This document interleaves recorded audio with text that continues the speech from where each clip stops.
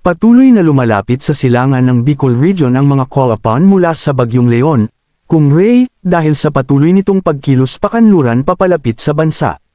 Bagamat mababa pa rin sa ngayon ang tsansang tumama sa bansa ang bagyo, dahil sa inaasahang paglawak nito ay posibleng maapektuhan pa rin ng outer rain bands at bug zone ng hangin nito ang silangang bahagi ng Luzon lalo na ang dulong bahagi ng northern Luzon sa mga susunod na araw. Inaasahang patuloy pang lalakas ang bagyo habang nasa karagatan ng Philippine Sea. At posibleng magtaas na ng signal ang Bagyong Leon.